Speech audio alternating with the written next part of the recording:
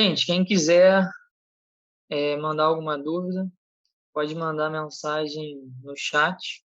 Depois a gente vai ver e a gente pode responder posteriormente. No final da palestra, ou então sinalizem com a mãozinha. Quem não souber, abre o áudio, se conseguir abrir o áudio e fala. Qualquer coisa, isso vai ficar gravado. Vamos ver como é que essa gravação vai ficar, né, pelo celular. Não é uma coisa que a gente queria que acontecesse, mas a gente não controla o tempo. É isso aí. Vamos então começar esse tema de hoje.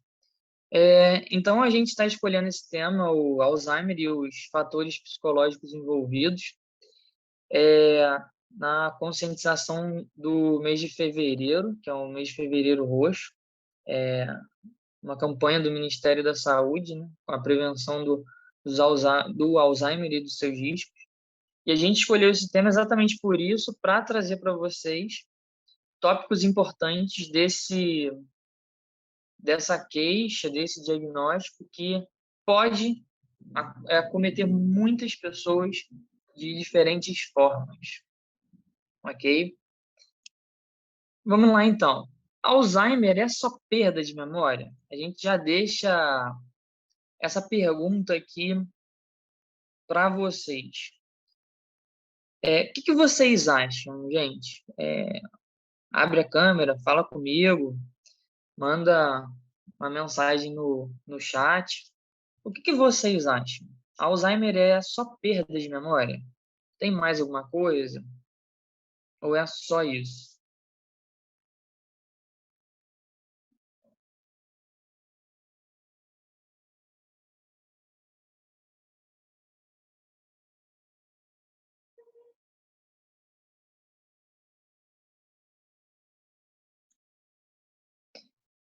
O Alzheimer, gente, ele é muito mais do que só perda de memória.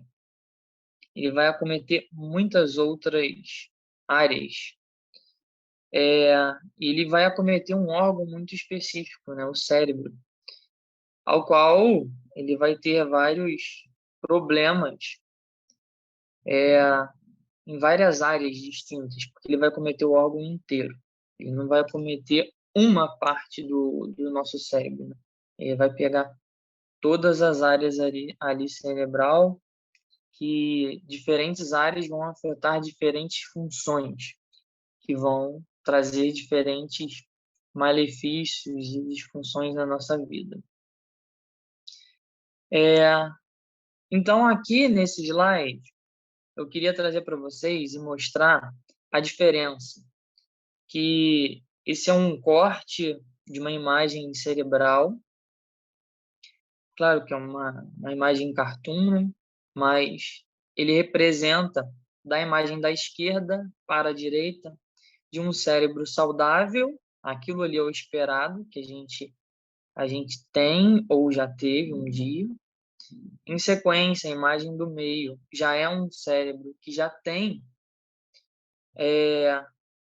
uma média progressão para o Alzheimer, então ele já está com um problema de Alzheimer já caracterizado em nível médio. E o último, o da direita, a imagem da direita, a pessoa já está com Alzheimer de uma parte severa. O que isso significa? Lembra que eu acabei de falar para vocês que o Alzheimer ele vai ter perda de memória, mas também não é só isso. Nessa imagem, a gente já começa a perceber o quanto de acometimentos a gente pode ter por conta desses novos sulcos, desses espaçamentos nessas curvas cerebrais, e aonde está com espaço branco ali, entre uma imagem e outra, quer dizer que aquilo não volta mais. Aquilo ali se degenerou, aquilo ali morreu. Então, isso é um processo de degeneração. O cérebro vai degradando, vai morrendo ao longo do tempo. Se a gente não faz nada, isso piora cada vez mais. Então, isso é uma coisa importante para a gente entender, que olha só, pega todas as áreas do cérebro ali, todas. Então, se a gente somente pensava em Alzheimer como perda de memória, aqui a gente já começa a desconstruir isso, porque já fica claro. Porque se fosse somente perda de memória, o que que nós iríamos perceber? Seria somente um lugarzinho no cérebro aqui ou outro que ele ficaria afetado. Mas não é isso que a gente vê.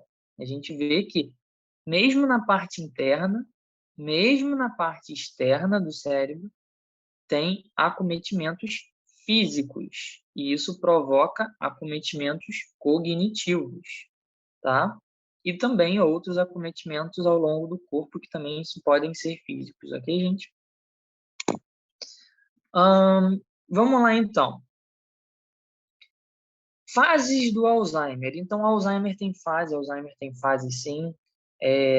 Desde o estágio 1 até o estágio 4, a gente vai passar um pouquinho por eles e ver algumas coisas aí para a gente entender como que a gente começa a ficar com Alzheimer, como que a gente pode terminar com Alzheimer e qual é essas fases.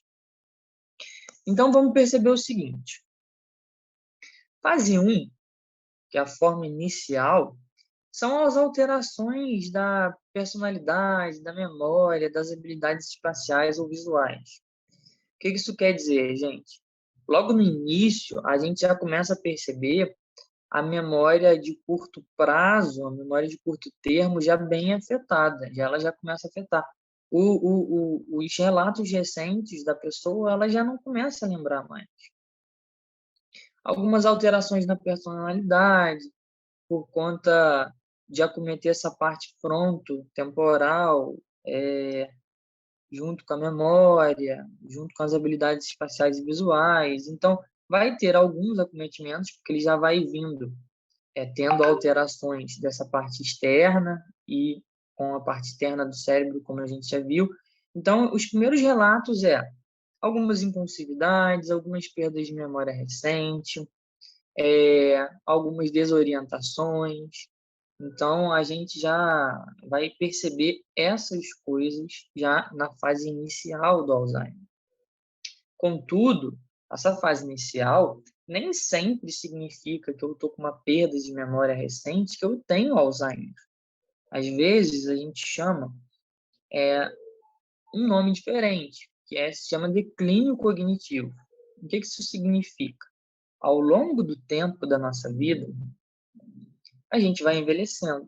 Nossa capacidade cognitiva ela vai deteriorando.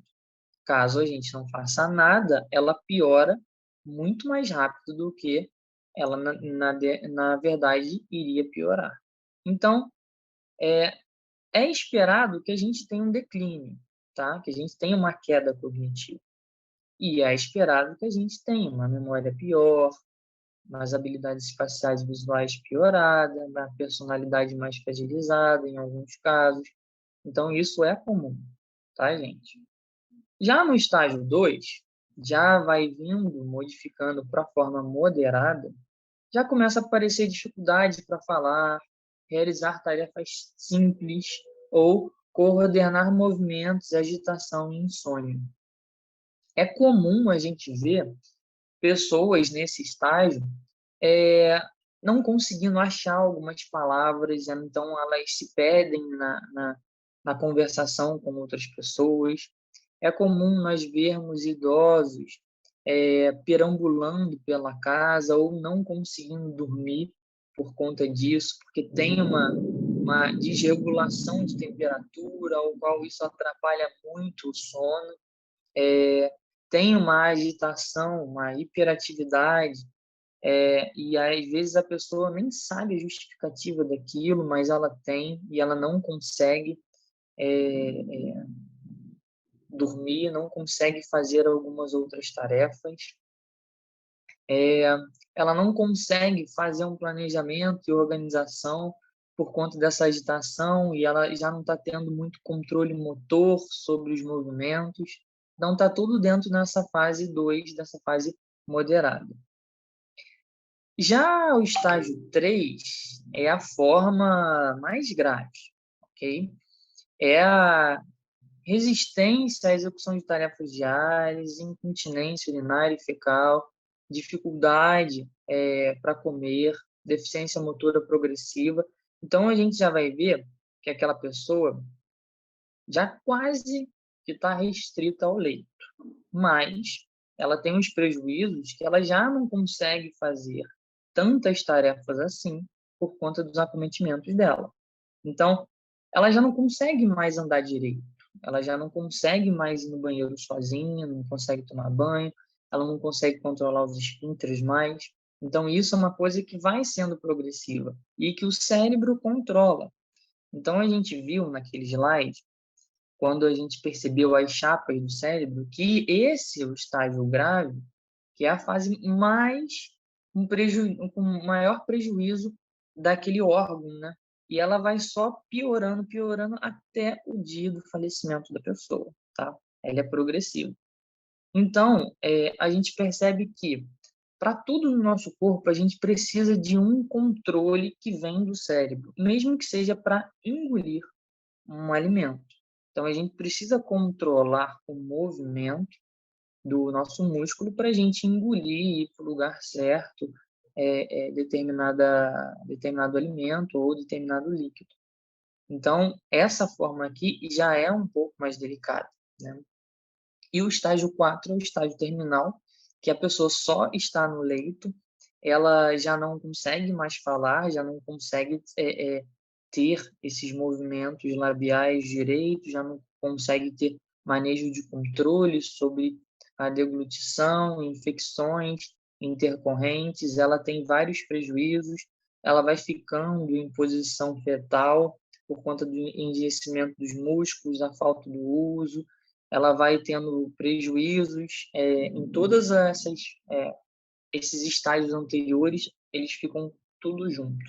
Então, esse é o estágio que sensibiliza muito as pessoas e que ninguém gostaria de ver um familiar ou um conhecido nesse estágio, porque é muito doloroso a gente ver um familiar ou um amigo conhecido nessas condições.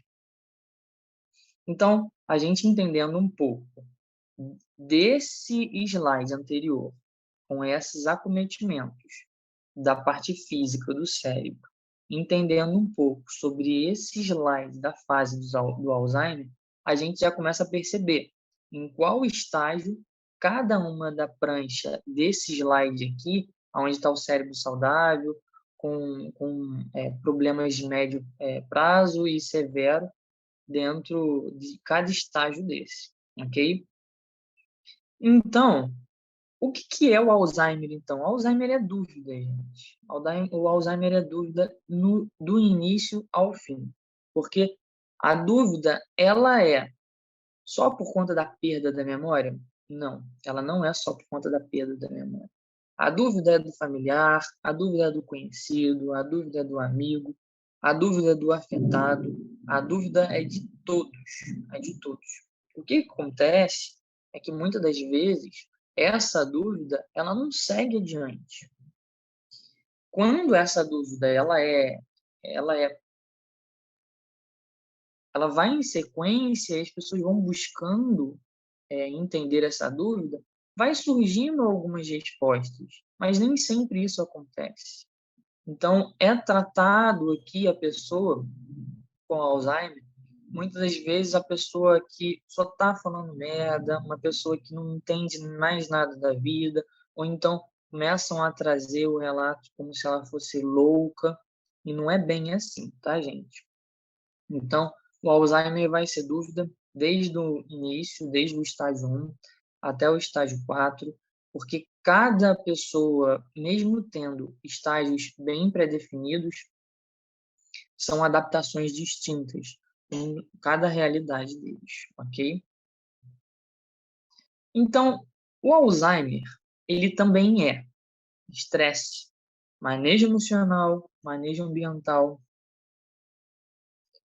educar para compreender, preocupações, acompanhamento, independência, agitação. alucinação, contexto de real e irreal, reconhecimento das coisas, das pessoas e ansiedade. Tudo isso daí é Alzheimer. Isso daqui encontra em quase todos os momentos, em cada fase do Alzheimer, ok? Então, a gente vai perceber que o Alzheimer, ele está muito afetado em muitos contextos, em muitas realidades, em muitas distintas. Então, o estresse não é só da pessoa que está afetada, mas da família, mas do amigo, do vizinho. Manejo emocional, a mesma coisa. Manejo ambiental é mais voltado para o ambiente onde esse idoso se encontra. O educar para compreender é muitas das vezes quando a gente vai fazer essa educação sobre o tema e acaba que a compreensão vai gerar dúvidas, ao qual vai gerar melhor argumento, melhor manejo, tanto ambiental, tanto emocional. E aí, isso vai trazer um contexto mais adequado.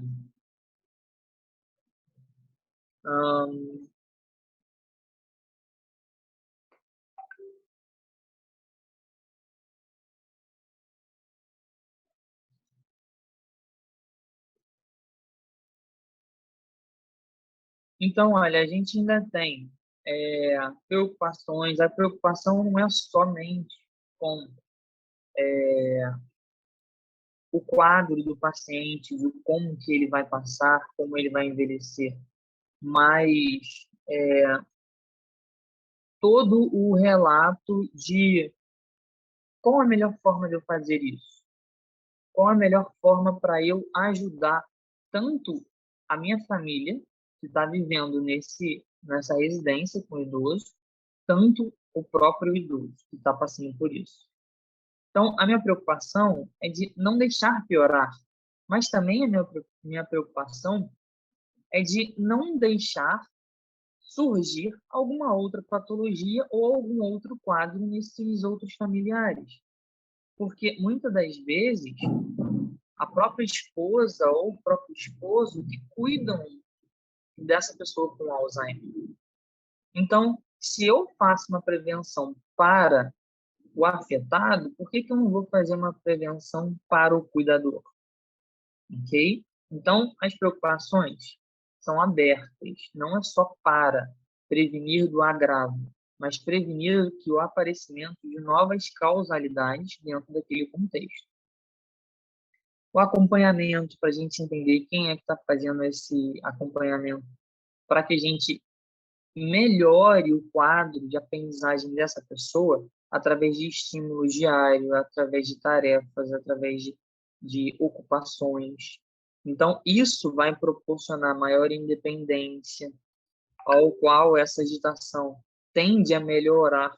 Ele vai ficar ocupado em outras tarefas. E aí acaba que entra no contexto de real e irreal, né? Porque, olha, a pessoa está ali com uma memória já fragilizada, e o que pode ser real para ela e o que pode ser irreal. Então, é muito comum a gente ver pessoas tratando aqueles portadores de Alzheimer como se ele estivesse falando coisas irreais, mas não é bem assim. A gente tem que entender e ficar bem atento nisso, sobre esse contexto, porque quando eu esqueci de uma coisa, ele deixou de existir. Então, eu não vou falar e cobrar para aquela pessoa aquele contexto, porque ela não lembra, ela não sabe mais daquilo, ela esqueceu. Ela pode ter picos? Sim, ela pode ter picos. Quando ela está em estados desses picos, a gente vai conversar na língua que ela está trazendo.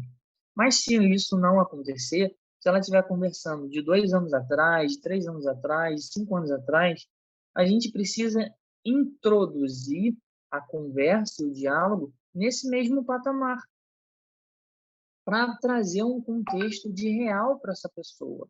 Porque imagina a confusão, o estresse que ela vai ter, tanto emocional, tanto ambiental, e outras preocupações. Se eu entendo que eu estou vivendo o hoje, Mas esse hoje, meu, com Alzheimer, é de 5 anos atrás, eu escutando das outras pessoas que isso não é assim, isso não é assim, isso não é assado, eu vou ficar extremamente fragilizado, eu vou ficar extremamente desequilibrado por eu não estar entendendo aquele contexto, e aquele contexto não faz sentido nenhum para mim. E não vai fazer de verdade, porque ele vai entender que o contexto dele está certo dentro da perspectiva dele. E, na verdade, está. Porque quando a pessoa esqueceu, ela não se lembra. Ela não tem nenhum relato mental que aquilo é real. Então, esse contexto vai entrar de real para irreal e irreal para real. Então, é comum a gente fazer essa confusão, principalmente as pessoas que não entendem sobre o Alzheimer, e acaba trazendo uma piora dentro desse contexto. E aí entra numa outra confusão do seguinte: o que é alucinação e o que é real para essa pessoa? Porque um outro quadro é que essa pessoa com Alzheimer ela pode alucinar, sim, pode. Em alguns casos, ela é bem presente alucinações religiosas, que já encontrou um determinado Deus ou Jesus, que já está vendo gente mortas e tal. Mas é importante que a gente perceba o seguinte: contextualize para entender. Nem tudo é alucinação. Às vezes, a pessoa está relatando que viu, sim, uma pessoa já falecida, mas pergunta o contexto. Porque se ela estiver voltando a 10 anos atrás e para ela é hoje, ela vai entender que aquele fulaninho que já morreu ainda está vivo. Então, isso é comum a gente criar essas confusões de contextos de alucinação. Ah, a pessoa está alucinando vendo a pessoa morta. Nem sempre é alucinação, a gente tem que tomar cuidado com isso, ok? Porque ela pode estar numa outra época, como se estivesse vivendo hoje, e na outra época a pessoa ainda está viva, ok? A gente consegue perceber mais fácil quando é alucinação, quando é conceitos não físicos, não palpáveis de pessoas que viveram próximo a gente. Então, coisas imateriais. Aí a gente já começa a perceber algumas possíveis alucinações e tal. E aí a gente tem que conversar com essa pessoa, mostrando que aquilo ali tem uma perspectiva de real, para fazer sentido para ela, para a gente diminuir esse estresse que essa pessoa está tendo, ok? E aí tem o reconhecimento das coisas e das pessoas. O que é comum acontecer aqui é que eu já não reconheço mais a casa que eu tô, porque ela mudou de cor, porque eu mudei de casa, que já mudou as formas dessa residência, porque a parte externa já na rua já está toda diferente, as pessoas já envelheceram, então eu já não reconheço mais. E aí eu até pergunto para as pessoas sobre elas mesmas, cadê elas mais novas? Por exemplo, no meu caso, a minha avó teve Alzheimer, e eu sempre, quando vou falar sobre essas palestras de Alzheimer, eu trago esse exemplo, e ele foi assim: certa vez eu estava na casa da minha avó e ela já estava com Alzheimer, e ela perguntou, e eu já era um adulto jovem, e ela perguntou para mim: cadê o Augusto? Eu tô com saudade. Isso ela falando para mim. Quer dizer, ela já não me reconhecia ali, mesmo sendo eu. E ela estava cobrando a mim a minha presença, que ela estava com saudade. Então ela já não me reconhecia por conta da minha fisionomia, que já estava modificada, e ela só lembrava de mim quando eu era criança. Então, olha só o contexto que ela está vivendo. Ela está vivendo agora? Nem sempre. Então, de parte visual, ela não está vivendo agora, ok? E isso pode deixar as pessoas mais ansiosas e mais estressadas. Porque, olha, cadê a minha família? Eu já não reconheço ninguém. Eu já não sei mais aonde eu estou. Então, isso me provoca um medo. Isso me provoca uma angústia, ao qual isso vai me deixar mais transtornado. Então, a gente tem que ter um manejo emocional, um manejo ambiental muito bom com essas pessoas. porque isso é uma questão de adaptabilidade para melhor compreensão, não só da doença, mas do curso dela total, tá? Então, são assuntos que eu reservei para vocês, que eu entendo que isso são assuntos muito importantes e que os portadores de Alzheimer ou têm ou vão ter a algum momento, se eles continuarem avançando no quadro desses estágios do Alzheimer, ok? Já nesse outro slide, o que eu venho mostrando? Que as pessoas com Alzheimer, elas podem manter as emoções vivas, mesmo já tendo esquecido o motivo dessas emoções. Olha, isso é interessante pra caramba. Isso é um estudo que foi publicado na revista de Comportamento, Cognição e Neurologia. É uma revista estrangeira. E aí eu trouxe dois exemplos aqui para vocês. Por exemplo, a pessoa que tem Alzheimer, vamos supor que ela recebeu visita de pessoas queridas. Ela fica alegre, ela vai ter alegria. Quer dizer que essa alegria ela pode sim durar 30 minutos após, mesmo ela nem lembrando que aquela pessoa teve lá. Então, olha só como é que é importante a gente ter esse manejo com essa pessoa, porque essa alegria ela vai ser continuada na vida desse indivíduo que está com Alzheimer e vai proporcionar um momento de prazer, mesmo que ele não entenda de onde aquele prazer está vindo. Então, isso é muito, muito interessante que esse estudo mostrou para gente. Porque mostra que, mesmo quando eu esqueço de um relato, eu ainda continuo sentindo ele.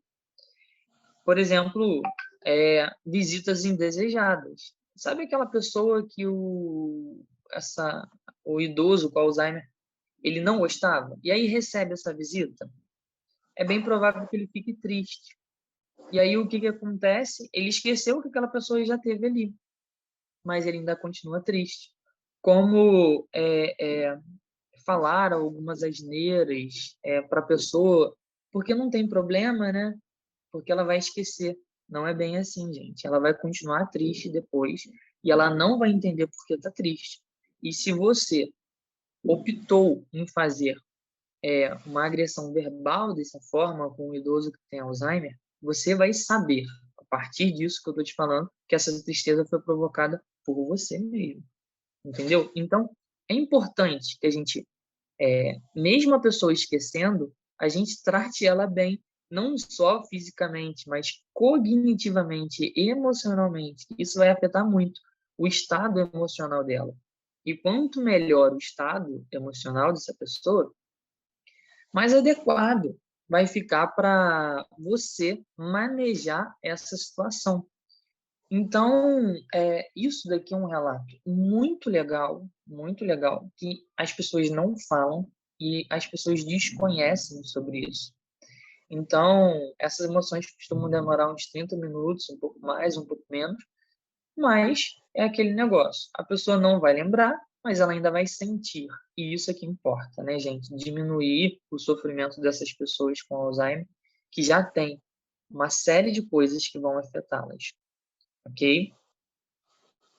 Já nesse outro slide, eu trouxe um outro dado que fala que a ansiedade, estresse e cansaço aumentam o risco para o Alzheimer. Então, se a gente não tem Alzheimer ainda, e a gente é ansioso, estressado e vive cansado, a gente está aumentando o nosso risco de ter o Alzheimer, tá? Então, olha, essa pesquisa é da Universidade de Copenhague, no centro dinamarquês de pesquisas sobre demências. Eles perceberam que, a partir dos 50 anos, quanto mais estressado, cansado e ansioso eu sou, eu tenho a possibilidade de aumentar em 40% o risco de doenças neurológicas como o Alzheimer. Não é só o Alzheimer, entendeu? É doenças neurológicas, mas o Alzheimer está no meio dela. Então, isso mostra para a gente o quanto que nós temos, não só de ter preocupações para o outro, mas também preocupações com a nossa própria saúde. Então, é comum, hoje em dia, nós vermos as pessoas muito ansiosas. O Brasil é um país muito ansioso. Então, isso é uma coisa que a gente tem que é, é, se debruçando para ir diminuindo esses relatos. Porque no último censo, agora de 2022, do IBGE, a gente já está vendo que a população idosa ela está aumentando no Brasil e está nascendo menos pessoas. Então, se a gente já sabe sobre esse dado, quer dizer, alguma hora vai ter mais de 30% da população brasileira somente pessoas acima de 60 anos. Então, é muita gente. É muita gente. E aí, esses outros 70%, a gente percebe que não é todo mundo que vai ter a capacidade de cuidar de outras pessoas idosas com Alzheimer. Então, a gente tem que pensar a parte a longo prazo, porque isso é muito importante.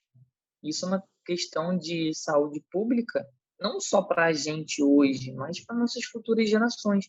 Uma criança hoje que tem 1 ano, 2 anos, 3 anos, é bem provável que ela chegue em 2100.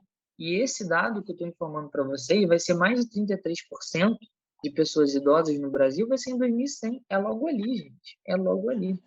Então, isso mostra o quanto que a nossa sociedade ela tem que ver além do atual conjectura e ao qual a gente tem que ir prevenindo e melhorando os fatores, não só de pesquisa, mas de levar o conhecimento das pessoas para tentarem fazer um manejo mais adequado das doenças, como o Alzheimer.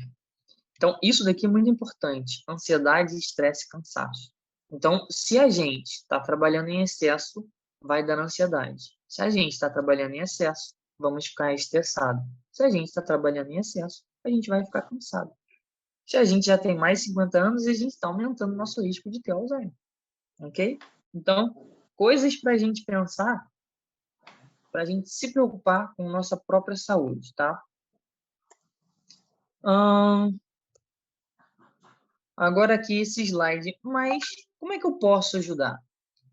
Existem algumas formas, eu trouxe nesse slide duas, uma farmacológica e uma psicológica.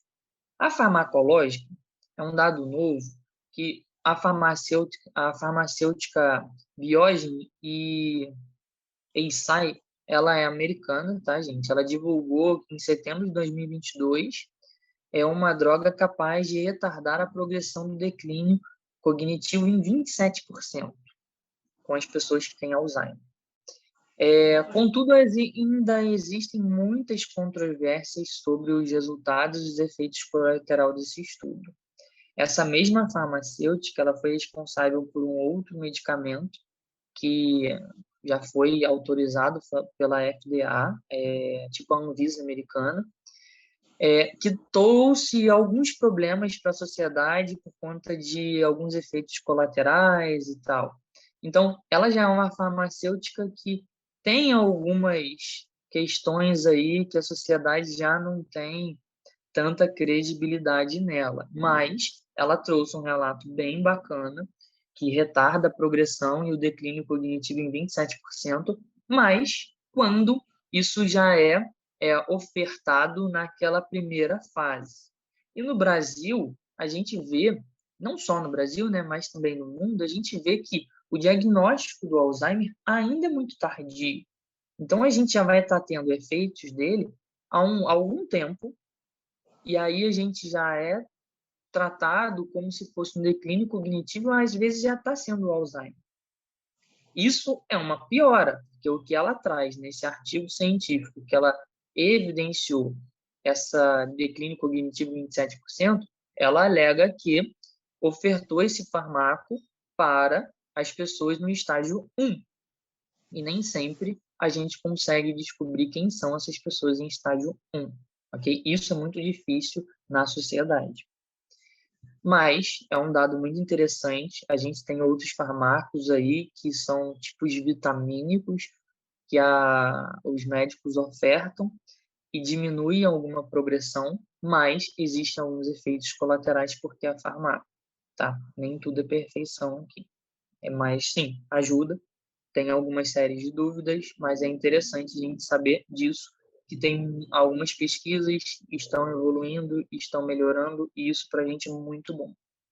Já o lado psicológico tem alguns outros fatores um pouco distintos, ok? Por exemplo, tem diversas pesquisas. Um recorte que eu faço de uma pesquisa que eu gosto muito, que é uma pesquisa longitudinal, que começou em 1956, que ela faz o estudo a longo prazo dos efeitos do envelhecimento psicológico e tem várias pesquisas dentro de uma. Então, ela pega um monte de gente, desde 1956, ela vai fazer o controle sobre vários relatos, e ela percebe que se a gente fizer uma coisa que a gente chama de estímulos cognitivos, a gente consegue, sim, prevenir o desdobramento do Alzheimer, consegue fazer um sinal de freio, brecar a evolução dele, e ao qual a gente pode ir empurrando, sim, o Alzheimer para frente ao longo da idade. Quer dizer o que isso, gente? Que se eu faço estímulos cognitivos que não têm nenhum efeito colateral, que são exercícios cognitivos, que são estruturados para aquela pessoa, para aquela faixa etária, isso pode, sim, empurrar para frente o meu diagnóstico de Alzheimer. Caso eu tenha, pode dar uma pausa nos sintomas, tá? Ele pode estar dando uma estabilizada e ele pode, sim, ter uma melhora. Por que eu digo melhora? Ah, Augusto, mas tu não falou que é a doença degenerativa, que vai morrendo e não tem mais como? A melhora acontece quando a gente faz esses estímulos, a gente provoca no cérebro da pessoa neuroplasticidade. O que é isso? É como se fosse novos caminhos para chegar naquele recurso final. Então, o cérebro consegue fazer isso com esses estímulos cognitivos, e é muito bacana que a gente já vê a pessoa tendo uma melhora em alguns contextos diários, que ela estava, assim, um pouco debilitada em fazer algumas situações. E ela já começa a lembrar de outras coisas, mas não é da mesma forma, claro, mas vai conseguir trazer para ela um relato, um dia a dia melhor. E se eu quero ter um familiar pleno ao longo prazo, e se eu quero ficar pleno, é recomendável, sim, a gente fazer, depois de uma determinada idade, ou com algumas patologias, fazer estimulações cognitivas com pessoas sérias, com locais sérios, que colocam, sim, esses estímulos cognitivos com evidência científica. Gente, o que acontece, o que eu vejo muito, que no Google tem um monte de estímulo cognitivo. Só que nem tudo aquilo ali que a gente vê está adequado. A gente vê um monte de família fazendo estímulo cognitivo dessa forma. Quer ver?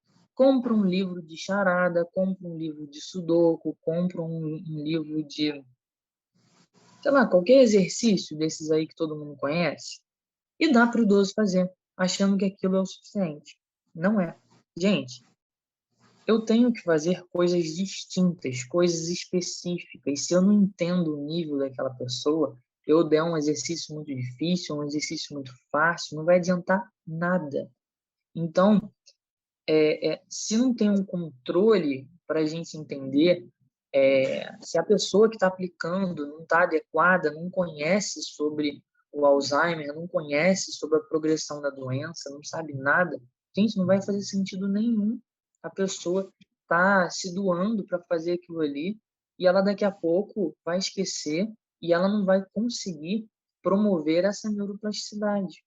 Então, busquem informação, busquem os profissionais adequados, não só comprem livrinhos de autoajuda ou livros de estímulos desse de caça-palavra, essas coisas assim. Claro, isso ajuda? Ajuda, até um certo ponto. Mas quando você já fez eles, você for fazer de novo, não vai adiantar nada, ok? Então, a primeira adiantou, depois não adiantou mais nada. Então, se tu compra aquele livro de 365 coisas diferentes ali, você está trabalhando as palavras e quase não vai ter melhora nenhuma com esses estímulos. Então, você está quase fazendo a pessoa passar o tempo dela apenas, ao invés de estar ajudando ela de um modo mais adequado, tá? Então, o interessante dessas estimulações cognitivas é que elas não têm efeito colateral, então não vai ter prejuízo para ela, então ela só vai ter o que ganhar, ok? Desses dois relatos que eu trouxe para vocês, tem os conceitos científicos aí de pesquisa embaixo, nesse linkzinho pequenininho. Não estou inventando, tá, gente? Isso daqui é evidência científica e publicações, tá? Lembrem o seguinte, por exemplo, hoje eu faço grupo de estímulo cognitivo. Então, aquilo ali é uma coisa séria que a gente prepara o material para a pessoa, para eles serem estimulados de um critério científico, para a gente não ficar perdendo tempo, porque senão a gente só vai estar gastando o tempo dele, ok? E esses estímulos são muito bacanas, gente, muito legal. Mas existem outras formas de ajudar? Claro, existe um monte de outra forma. O estímulo cognitivo, o farmacológico, já é um tipo de ajuda, sim. Mas existem as ajudas que não é só cognitiva e não é só medicamentosa, mas as ajudas ambientais, de manejo ambiental, manejo emocional, manejo ocupacional. Então, a gente vai ver algumas delas aqui agora. Olha só, estabelecer rotina e ajudar o doente a cumpri-la. Rotina é bom? Rotina é bom para o idoso, da pessoa que tem Alzheimer. Contudo, eu tenho que ter tarefas diferentes para eu ainda conseguir fazer as estimulações, ok? Dentro do nível daquela pessoa, tá? Então, tem que perceber o nível que aquela pessoa tem para eu estar jogando para elas as ocupações adequadas. Senão, ela vai ficar frustrada, vai ficar ansiosa, vai abandonar, vai ficar irritadiça. E aí vai ser mais agressiva com você. Então, eu estabeleço uma rotina diária e vai ajudar a essa pessoa a concluir as tarefas, vai ajudar a pessoa a entender a dinâmica do ambiente que ela está, tá? Então, vou encorajar também as pessoas a se vestir, a comer, ir no banheiro, tomar banho, sobre sua própria conduta, porque isso é a gente praticando a independência dessa pessoa. Então, a partir do momento que eu faço tudo para portador de Alzheimer, ela vai ter um declínio maior. Então, é recomendável que a gente ainda continue estimulando ela a fazer as coisas sozinhas, tá? Então, os músculos vão perdendo os movimentos, as forças, mas mesmo assim, é recomendado para a gente a introduzir esse contexto para a pessoa ir tentando, conseguindo fazer as coisas o máximo possível. Lembrando, cada um com sua peculiaridade, quem precisa de acompanhante, sendo ele qual for, vai ter que ter, ok? Por conta do nível de cada um. Então, é interessante que a gente avalie cada caso, tá? Mas a gente sempre vai estar tentando ali levar ocupações para deixar a pessoa independente. Limitar opções de escolhas, por que a gente tem que fazer isso? Porque isso fica mais fácil, mais dinâmico para a família e para o indivíduo escolher. Porque, dependendo do nível, se eu der 4 opções para a pessoa, A, B, C, D, dependendo do nível dessa pessoa, quando eu cheguei no item C, ele não lembra qual é o A mais. Então, eu colocar os estímulos visuais, não só cognitivos, vai facilitar. Então, eu ofereço menos estímulos para ele em escolha, ele vai conseguir ter um manejo melhor por conta do comprometimento cognitivo que ele já está tendo. Lembrem também, às vezes, a velocidade de processamento, eu quero dizer, o tempo que eu consigo pensar nas coisas, entre palavras e falar, diminui. Então, eu tenho que ter um tempo maior para a pessoa pensar, em responder, para ela se movimentar. Então, não só a escolha, mas na velocidade de processamento é interessante a gente ficar atento com isso, ok? Eliminar o álcool, o cigarro, claro, isso todo mundo, a gente já está cansado de saber que isso vai agravar não só o físico, mas o cognitivo, que ele vai agravar o cérebro, ok? Então, são coisas que a gente tem que ficar atento para a gente ir reduzindo, não tem jeito. A gente vai estimular o convívio familiar e social do doente, o convívio familiar e o convívio social. Ele vai trazer vínculos muito importantes, ele vai trazer muitos manejos diferentes, vai deixar a pessoa mais feliz, vai deixar a pessoa mais ocupada, ela vai conseguir pensar, se movimentar de forma diferente, porque isso, a família e o social vai estimular ela a ter uma desenvoltura diferente, uma adequação diferente. E isso é muito interessante. E isso é um estímulo também cognitivo e físico, tá, gente? Então, por exemplo, lembra que eu falei para vocês que eu tenho um grupo de estimulação cognitiva?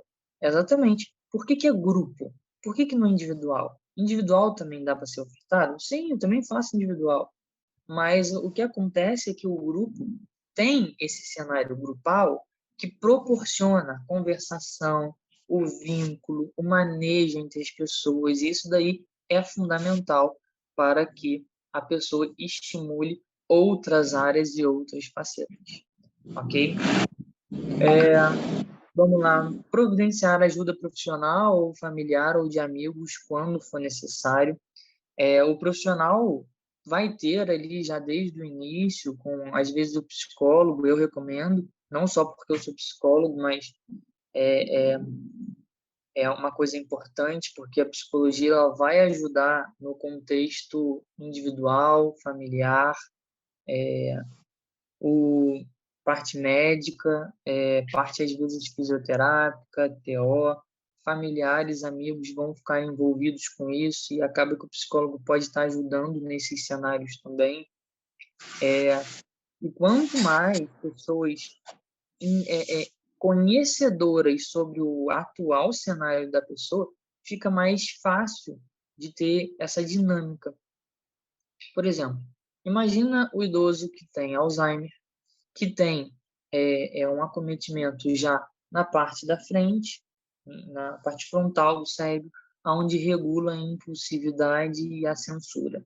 Ele pode falar, ou ela, né, pode falar algumas coisas que o vizinho pode ficar um pouco indagado ou um pouco desequilibrado por aquilo que ele ouviu, né?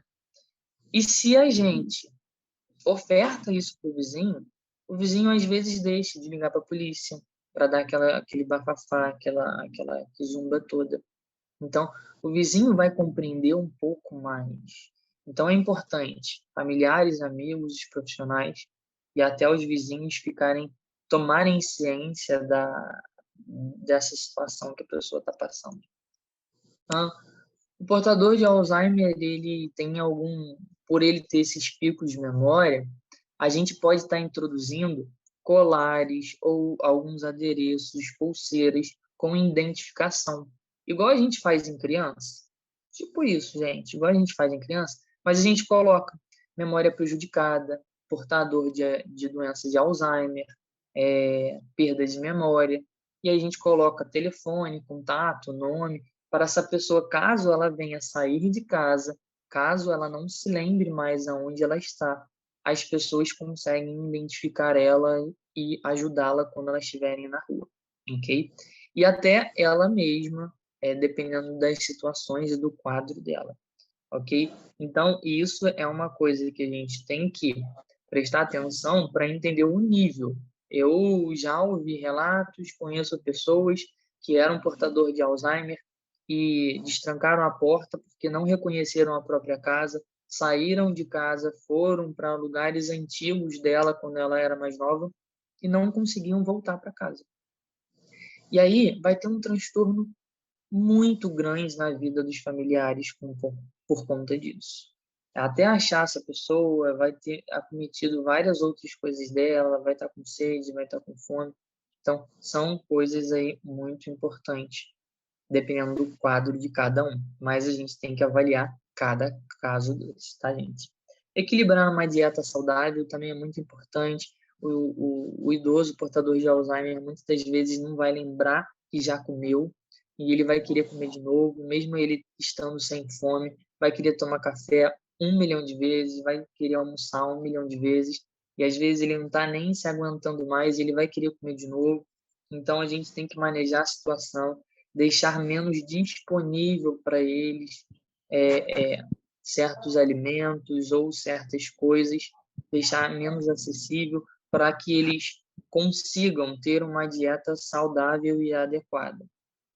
E possibilitar ocupações e atividades físicas. Ah, a pessoa já está idosa, mas vamos tentar proporcionar uma caminhada, vamos proporcionar que essa pessoa interaja com a natureza, que ela tenha outros estímulos e ocupações distintos na vida dela.